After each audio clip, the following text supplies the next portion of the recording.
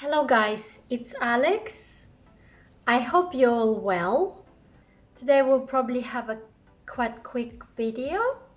What I want to talk to you about today is this gorgeous plant. It is not a very common plant, not a very common house plant. Definitely not in the region where I'm based now, which is the Middle East.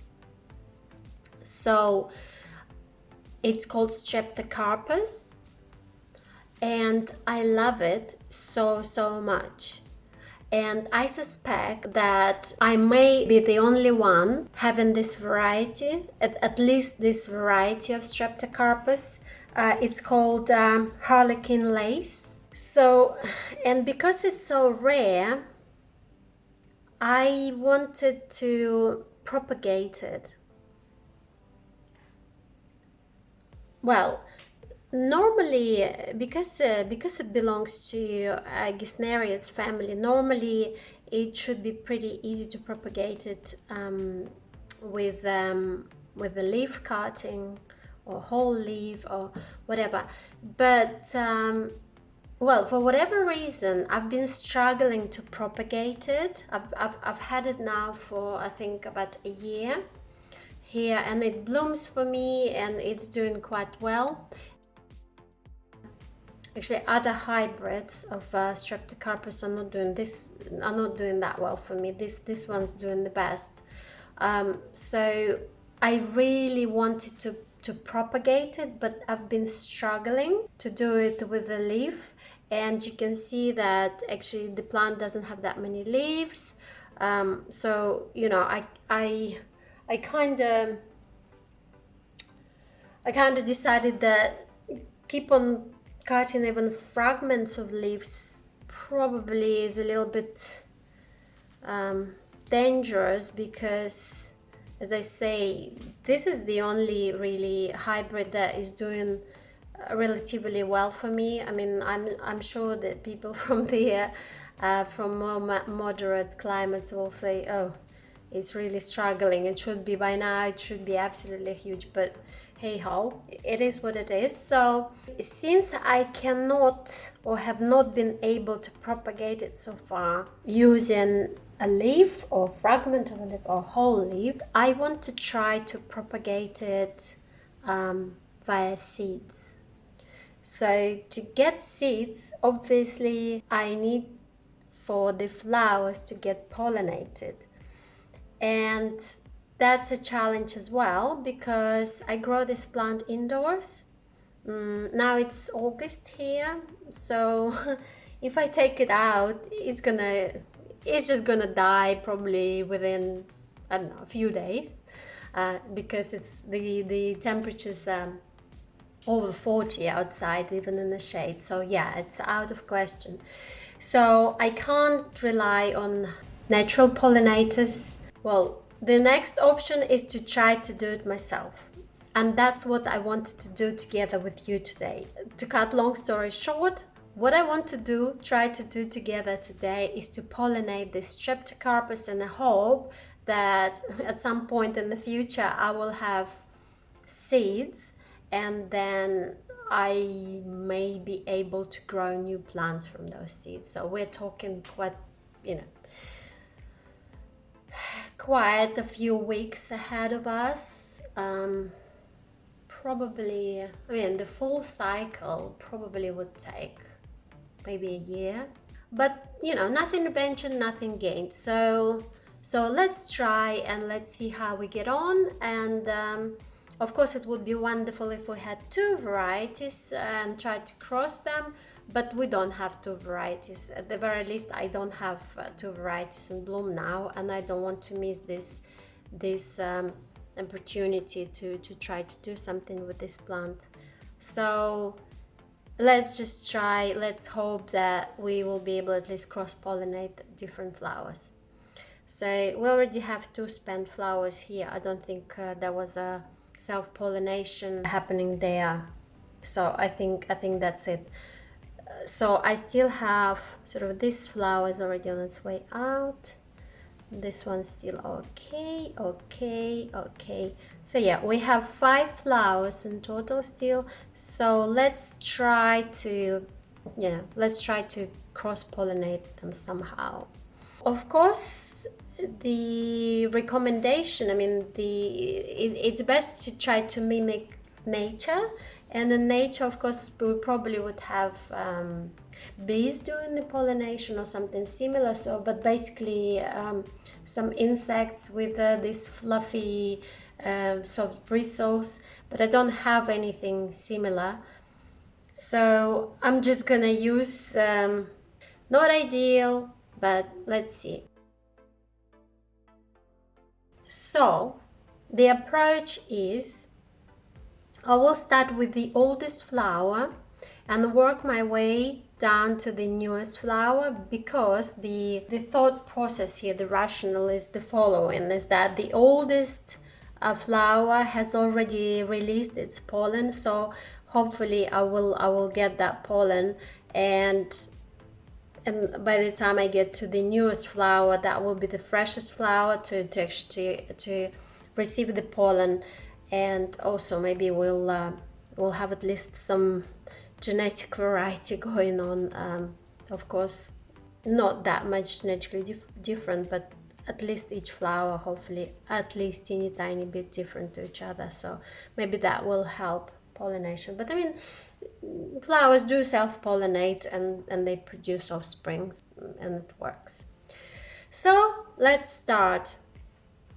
So this is the oldest flower. You can see that it's a little bit not very nice looking anymore. So, and also maybe you can see that the pollen actually already everywhere here on the flower. So I will just first collect what I see here on the outside, and then I'll go inside the flower and try to collect a little bit more.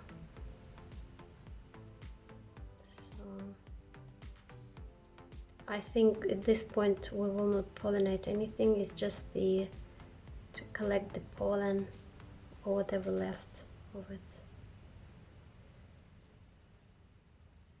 Okay, right, this one's done. Next one is a little bit newer, but I also can see already pollen out.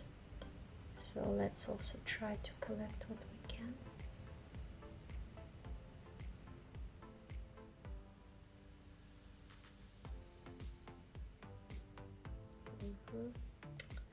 Now this flower is definitely newer, so maybe as we go in we actually will be able to transfer some of the pollen into the female part of the flower.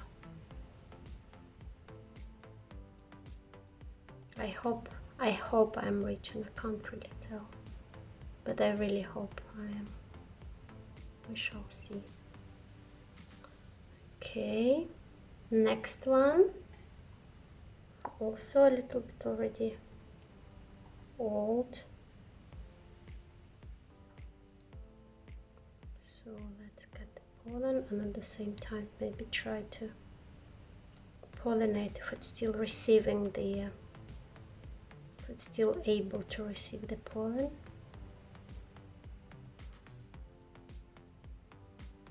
Huh, it's quite, I think it's quite yellowish already.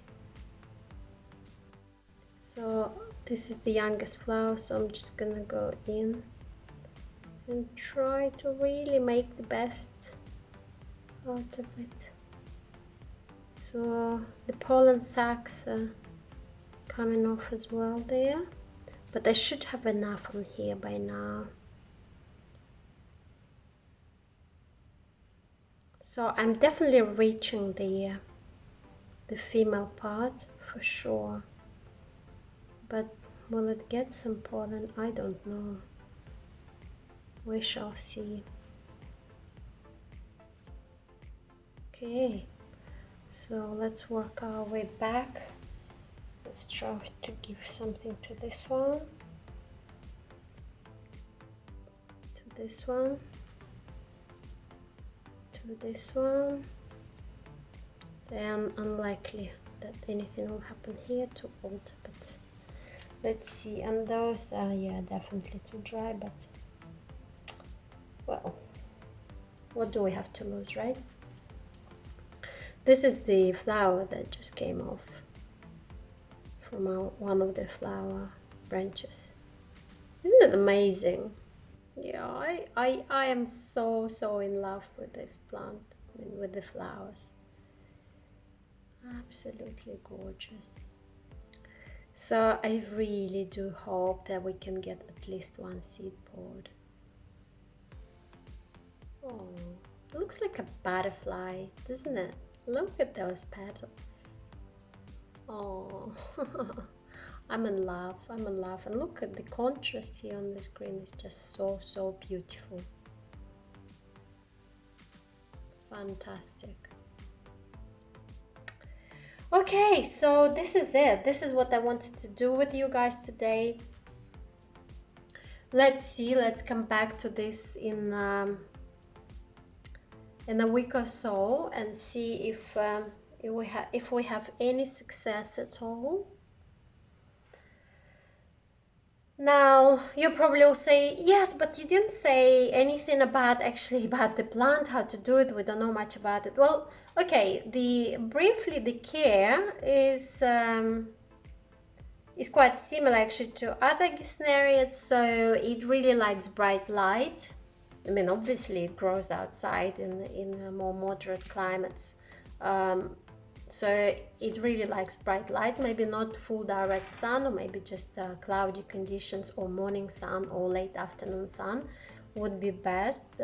It's quite gentle. It doesn't like too much of a direct sun. The temperatures wise, I mean, if you're comfortable, the plant is comfortable. So nothing too hot, nothing too cold, and that's why I said that I can't take it out in this climate. It's too hot for me, so it's too hot for my plant as well. It doesn't like overwatering. It may rot if it consistently overwatered. Same like other gesneriads, like Sympolias and Gloxinias. Yeah, so I guess prefers to be on a dry side, and that's what I do. I let it almost become floppy. You didn't see it literally just before this video.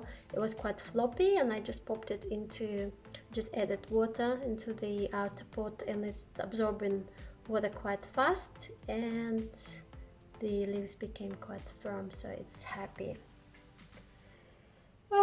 What else? That's it really. It can bloom almost all year round. Maybe it will have some rest during winter, depending on the climate.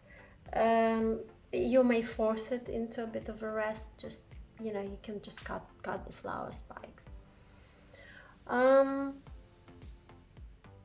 High potash feed weekly if you can, or bi-weekly. So yeah, the flowers need this the P element from NPK. I mean, it does need everything, including other micro elements, but yeah, give it a little bit more during blooming to support the flowering. And that's it really. Okay, so it blooms out of a leaf. Yeah, so it throws out spikes out of each leaf. So if you want your plant to continue blooming, then you need to make sure it grows new leaves. Yeah, so for example, this young leaf, when it grows big enough, the size of this one, for example, it will throw out the flower spike. And depending on how strong the plant is and how much feed it gets, that will determine how many flowers it will give you. Hopefully a huge bouquet. All right, well, that's it guys for now. Let's catch up soon and see what's going on. I hope you will find this video useful. If you enjoyed it, please press like and add your questions in the comment section below if you have any.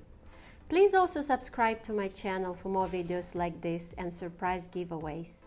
Thank you for watching and see you soon!